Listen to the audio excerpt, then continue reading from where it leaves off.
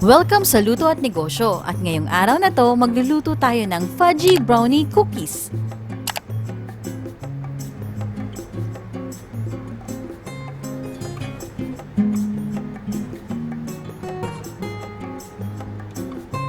At ito ang mga ingredients na gagamitin natin para sa recipe na ito.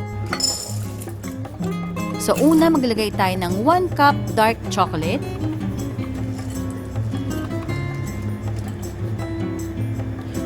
1/4 cup unsalted butter. So, dito po tutunawin ko siya sa mainit na tubig. Mas maganda po at mas madali po siyang matunaw kapag sa mainit na tubig natin siya tutunawin. So, tuloy lang po sa paghalo hanggang sa matunaw ang ating tsokolate.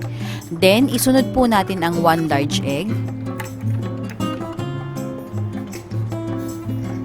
half cup white sugar. Pwede rin po kayong gumamit ng brown sugar dito.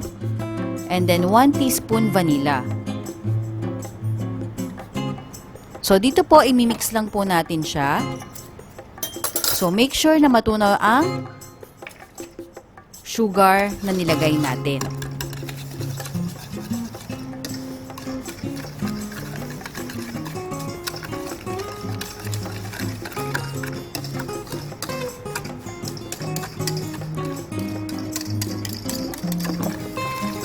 So, haluin lang nating mabuti.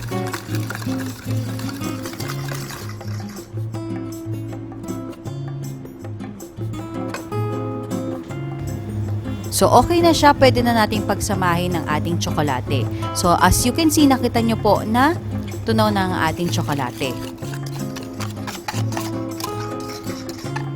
So, pagsasamahin lang natin po sila at hahaluin.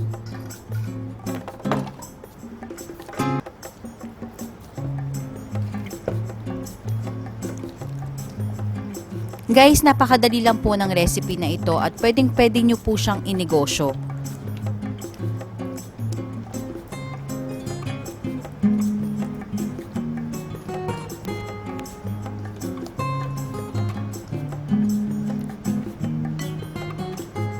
So, ayan, nahalo na po siya.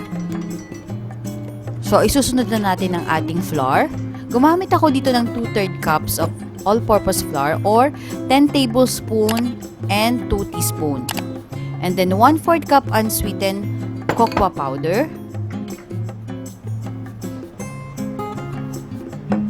half teaspoon baking powder, half teaspoon baking soda, and 1/4 teaspoon salt. So sasalain lang natin siya para hindi makuha yung mga buo-buo na natira. So ito, hahaluin lang po natin, imimix hanggang sa mag-form po siya ng dough.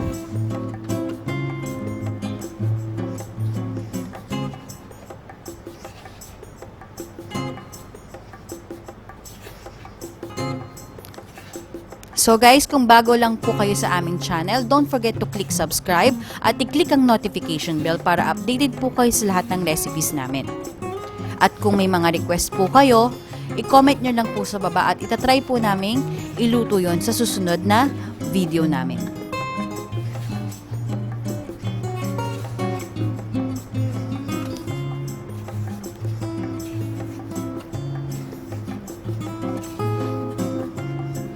So, tuloy-tuloy lang po ang paghalo.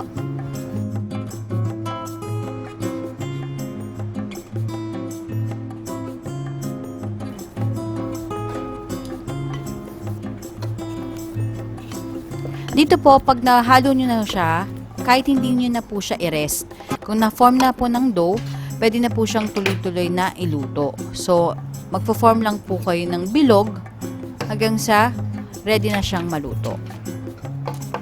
So, ayan, ready na po siya. And pwede na po tayo mag-form ng bilog at pwede nang iluto.